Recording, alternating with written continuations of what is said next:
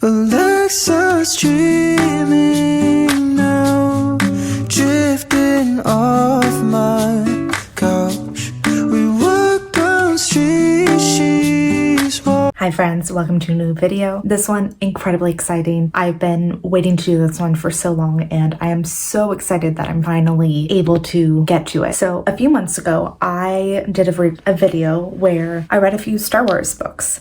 And it was my first time ever getting into this genre, these types of books. Like, I'm a huge Star Wars fan, like, hello. Gigantic Star Wars fan, and I've always wondered, like, will the books actually live up to the expectation, or are they just, you know, kind of fan fiction-y?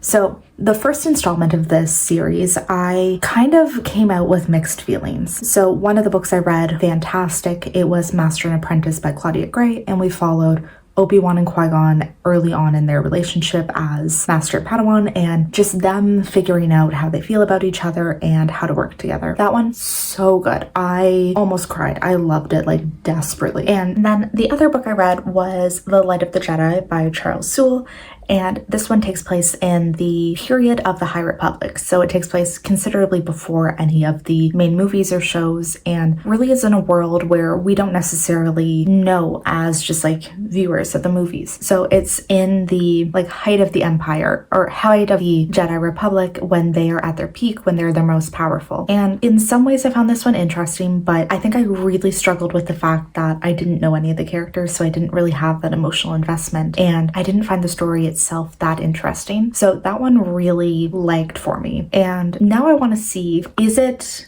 just books that I know the characters that I enjoy, or am I going to enjoy like maybe any Star Wars book? So I have a huge pile of them. I'm not going to go over them. We're just going to talk about them as I start to read. And it's just a mix of those, of High Republic books and just books based off of characters from the movies. And we're going to see what I enjoy. I'm also really planning on listening to as many of these on audio as possible, because one thing I noticed is that the audiobooks are spectacular, and I think my enjoyment of Light of the Jedi was severely impacted by the fact that I read it physically.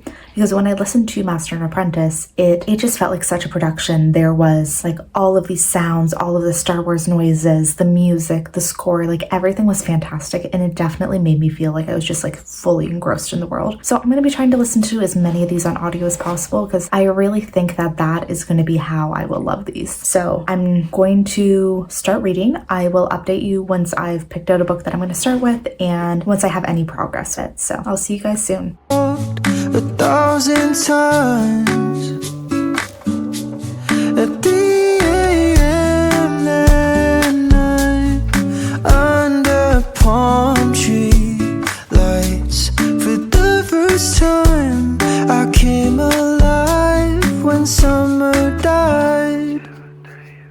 I didn't want it to close its eyes on me. I shook off every warning. Sometimes you gotta know when to say goodbye. It didn't hurt at first. So I am absolutely loving Bloodline by Claudia Gray. So in this one, we're following Leia as she's in her 40s. She's a senator. She has kind of passed that life of adventure and has now settled into being like part of the Republic and really trying to make the galaxy a better place. She's been a senator basically since the conclusion of the original trilogy, and has her son Ben, who's currently off studying with Luke, and she and Han are still married, but their relationship is definitely a bit fraught because they never managed to spend time together, because he's still out doing adventures while she is constantly on Senate missions. So as we're following it, she's kind of reaching this point in her life where she realizes that maybe life in politics isn't what she actually wants for the rest of her life. Like, maybe it's time for her to retire and spend more time with her family, or find some kind of other way to spend the rest of her life. So she's kind of just bored with the Senate life and realizing that nothing really necessarily gets done in the Senate, and and they talk and talk, but there's never really any resolutions to what they're trying to do. So she decides to do like one last mission to really see if she can make a difference in the galaxy, and from there maybe like finally feel accomplished enough that she can go into a life of retirement. But so far it is, and yeah, we're just following her as she's on this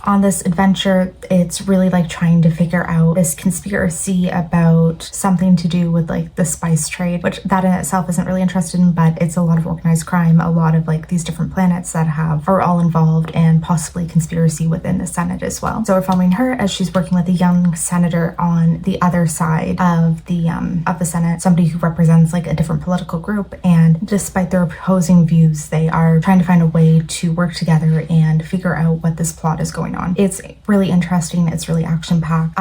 Once again, I don't know if I'm really enjoying this book just because Leia's a character I love. Also, I love Claudia Gray as a writer, and yeah, just so far it's really, really entertaining, and I'm really, really loving it.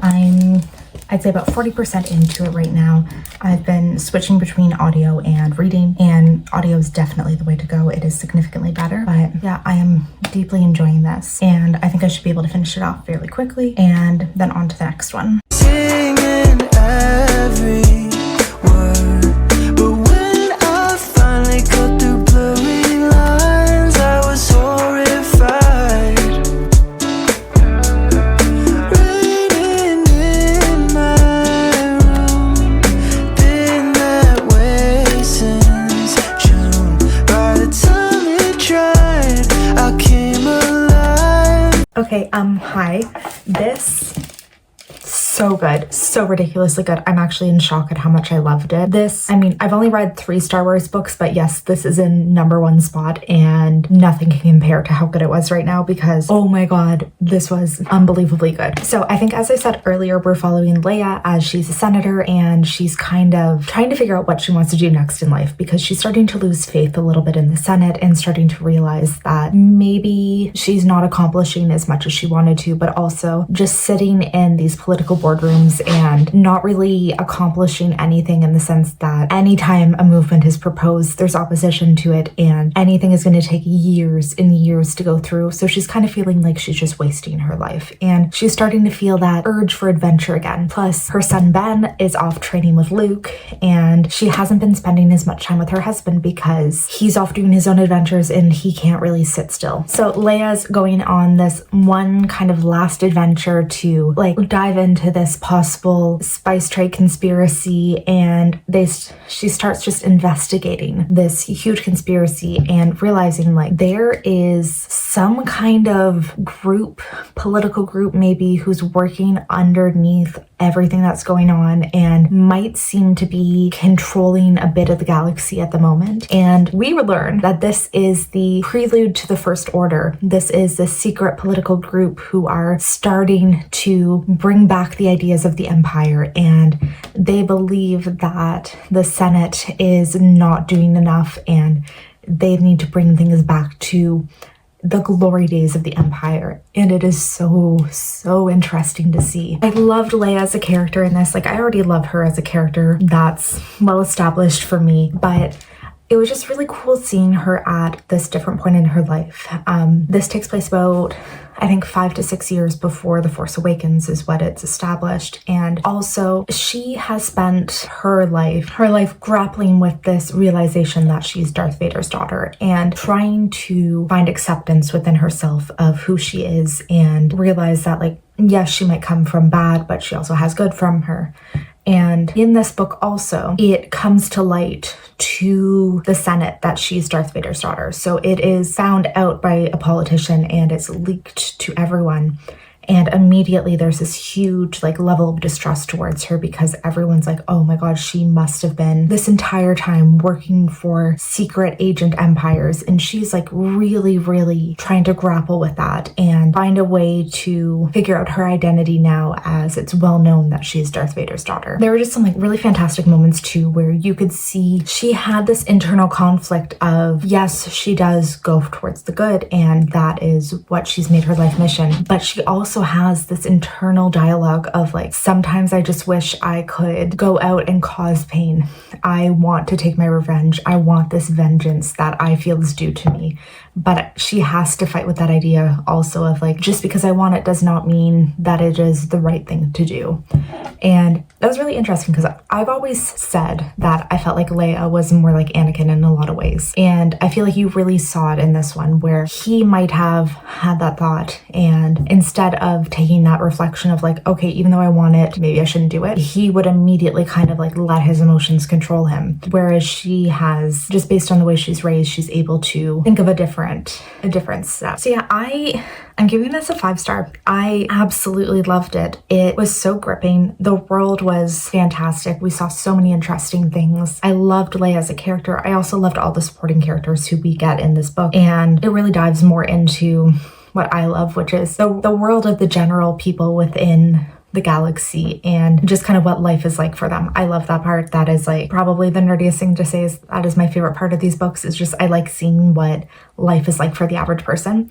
But this was so good, and I feel like I'm gonna be like comparing everything I read against this for a while because fantastic. And then continuing on the Claudia Gray train, because this was written by her, I decided to pick up another audiobook of one of her Star Wars books, and this one is called Lost Stars. And once again, I have to say I am ridiculously obsessed with this. I'm about 37% in, and basically what I'm realizing right now is Claudia Gray can do no wrong. I already knew I loved her as a writer, and I especially loved her science fiction novels because she has quite a few that are fantastic, like the Firebird trilogy, wonderful. And then she has another trilogy I can't remember the name, but it's about space exploration. Again, that one's fantastic. But she is like really doing no wrong for me, because I also, in my last video, I read Master and Apprentice, and that was so good. But let's actually talk about Lost Stars because I'm loving it. This takes place during the rule of the Empire, and it starts on like a small backward planet that is under Empire rule. So we are following 2 children.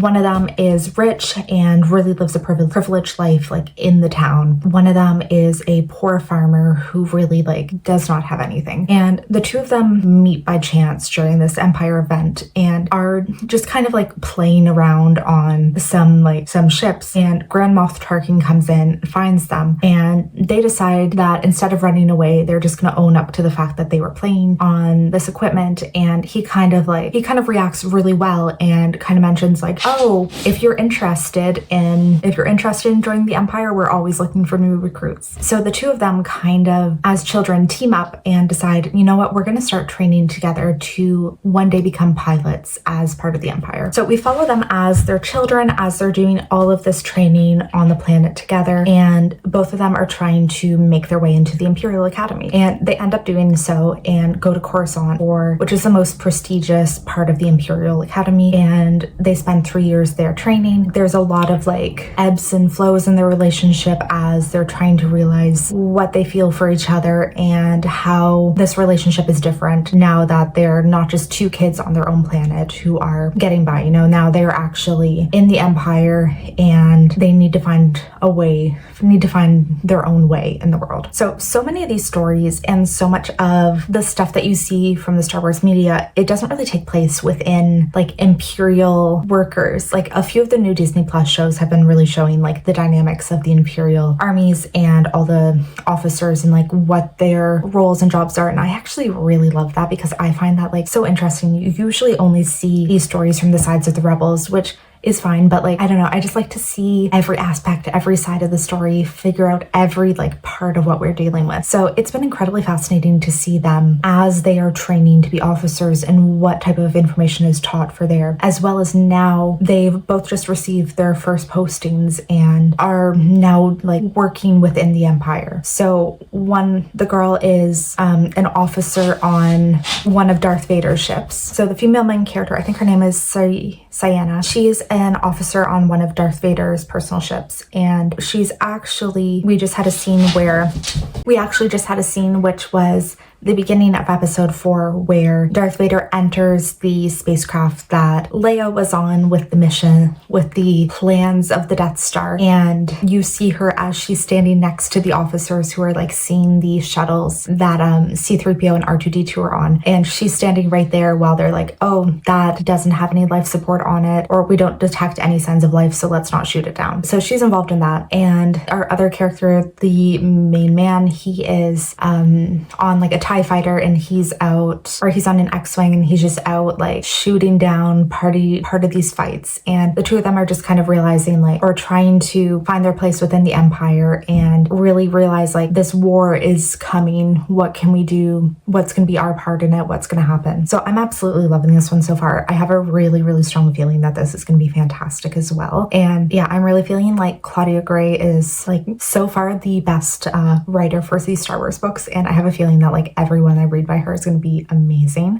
Yeah, I'm going to keep reading, keep listening to Lost Stars, and I'll get back to you with what is going on. But yeah, it is amazing so far. I'm just going to rant a little bit more about how fantastic Lost Stars is because I'm another 30% into it. So I'm at 61% right now, and it's so good. It is unbelievably good right now. So we are following Ciena and Thane. I finally have their names figured out, as they are Imperial officers now, and they're starting to deal with the war against the rebels. So thus far, the book has been taking place prior to episode 4 of Star Wars, and in where we are at now, episode 4 has passed, and we're starting to get into episode 5. So just to kind of chronologically tell you where we're at. So one of the big things that just happened in the book is we dealt with the destruction of the Death Star, and both of our characters dealt with it in very different ways. So seeing it from their point of view, you kind of see this whole war in a different light. So they both lost a lot of friends who were working on the Death Star, and they lost a lot of people they knew, and both of them almost died in this assault. And you're seeing Ciena, who she basically doubles down in her faith of the Empire after that, because she sees the rebels as truly being terrible, and they are causing this war that she cannot understand. And so she is doubling down in her faith that what the Empire is doing right, trying to take them out, because clearly they are causing destruction to the Empire. Versus Thane sees this, and he keeps thinking about, well, all of these people died on the attack on Alderaan. All of this happened. I'm seeing how the Empire is oppressing people, and I can't really support them anymore. I can't get behind all of these things that I'm seeing them do. So following this battle, Thane decides to desert the Empire, and he realizes that he can't be part of someone who is like causing so much death and destruction. So he basically leaves and just works on a freighter ship for a while before he becomes recruited into the rebellion, because he knows how the Empire works, and he's also a very skilled pilot. But once again, Ciena is still there. She is working on Darth Vader's ship. She is deeply involved in everything that's happening and all the plotting for the Empire. And it's just really interesting seeing how both of them are reacting to these tragedies, and they're going clearly in very different routes. And yeah, they're just having and they're both really at odds, because at this point they have realized that they're in love with each other, but there's obviously no way they can have a future if they're on opposing sides of this army. And they're also deeply conflicted about the fact that every time you're shooting down a fighter, or you're shooting against the enemy, it could be one of the other that they're actually killing. So they're feeling deeply conflicted at the same time, once they've decided which side of the fight they're on. So yeah, I am loving this book so much, and I don't have too much left of it, but yeah, it's fantastic. In summer night.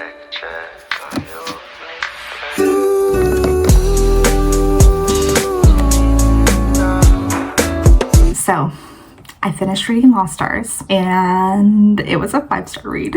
It was so good. I said in the last few clips that I loved it, and I continued loving it. It was just so cool seeing this entire story from the Empire's point of view, and yeah, getting to see just what life was like for the Imperial officers, and a little bit of behind the scenes of their side of the Jedi or fighting the rebellion, and I loved it. I loved it. I loved it so much. All of the characters were so deeply likable and understandable, and I thought the romance was like the perfect blend of like very cute and but not being like overly cute, and it was great. It was so great. The only criticism I really have of it is that the pace was like incredibly brisk and incredibly fast. So like you'd see a scene and then we'd jump a few months. Like every scene had quite a bit of a time jump, but that is because this book is covering the entire original trilogy of Star Wars just from that Empire point of view. So there was so much that needed to be covered and so many things that happened. So it's completely understandable why it was such a fast pace, but it kind of would have been nicer to, I don't know, like have a little bit more time sitting with the characters and a little bit more time of just their day-to-day lives. I don't know. I'm one of those people who just like love seeing people's day-to-day life, and yeah, it was fantastic though. Easily my favorite Star Wars books that I've read thus far. And yeah, as good as Bloodlines was, this is topping it so much. So yeah, I don't know. Do I just love Claudia Gray or do I love Star Wars books? I don't know. It might be a mix of both. I think I'm definitely discovering that Star Wars books are for me 100%, but also Claudia Gray is an amazing author and I love her, and I definitely would trust anything she writes, which not a surprise. I've read so many books from her that I love, but yeah, I'm loving this. I'm loving this so much. I did start another book, so this is probably gonna be the last one for the vlog. I think I'm just gonna do three books in this video and then do another installation with some more of the books I have to read. But I started reading Brotherhood by Mike Chen. So clearly, as you can see, this is about Obi-Wan and Anakin, my babies, my loves. So I'm anticipating that this is going to be a fantastic read as well. So far, not a whole lot has happened. It's really just like laying the ground of where we're at and them just being sent on these assignments. So this takes place shortly after episode 2.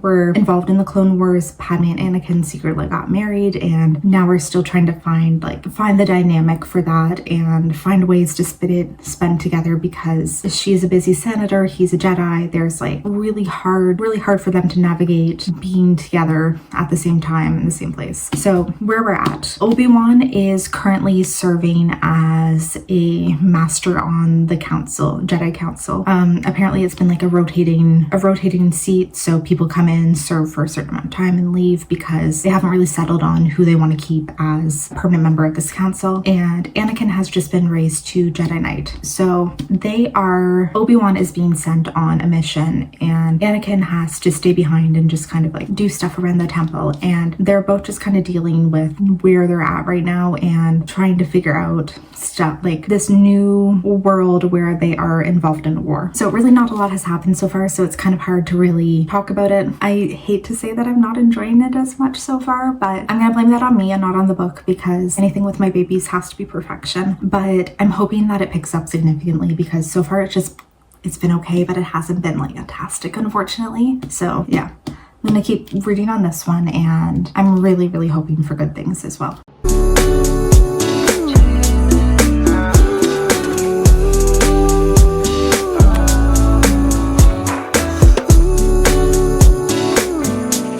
Let's just waking up, water in her cup. Simpler times, I never cried when summer died. I finished Brotherhood today, and the disappointment I feel when I say that this is only a 3-star is like unreal. I really anticipated this being like my all-time favorite Star Wars book, like the one that is going to emotionally destroy me, but I'm going to love it. And it wasn't enough. Like, all I wanted was a book entirely centered on Anakin and Obi-Wan's relationship, and while this had some parts of it, there was just like way too much of the plot taking place where they're apart, and not what I wanted at all. So this takes place like right after Anakin is raised to a Jedi Knight. It's after the start of the Clone Wars, so a lot of the Jedis are starting to be involved in the war effort, and it's like a very big shift from what they generally had been doing up to this point. And a lot of it was Obi-Wan's investigating this Nemoidian plot where somebody is basically trying to cause chaos on their home planet and get like the Jedis to finally look at them as something other than just the Trade Federation, and like recognize that they're a culture with a lot of different things, but they're only recognized in society for this one thing that they're doing. And it was okay. It just wasn't really that intriguing, and I couldn't really get myself into the plot that much or like really care about what was going on, because it just didn't really feel super interesting. So I'm deeply disappointed. The one relationship that I really did enjoy seeing in this one is Anakin is mentoring a youngling in this and kind of taking her along on an adventure and just giving her life advice and stuff, and it kind of paves the way to his openness to one day get a Padawan. And by the end of it, like, he starts off very much like, I will never have a Padawan. That is the worst thing I could ever possibly do. Towards the end, where he's like, you know what? I actually really like doing this. Like, I really found value in teaching someone. So that part was interesting, but yeah, it's gonna be a 3-star for me though. So I'm only gonna read these 3 books for the vlog right now. I'm gonna do another installation with some more of the ones that I have, but I am very impressed with how this went. I had 2 5-star reads, which like blows my mind. And yes, they're both by Claudia Gray, which, you know, maybe I'm realizing that Claudia Gray books are more for me than the Star Wars books in general, but you know, I have so many other ones, so we'll see how it goes. And I haven't really been diving into like the High Republic times, so maybe the next installation of this, I will be getting a bit more into those and seeing how I feel, because that feels like such an interesting world and so many things that could be going on, and I do really want to see like what I think about it. So yeah, if you like this one, please subscribe.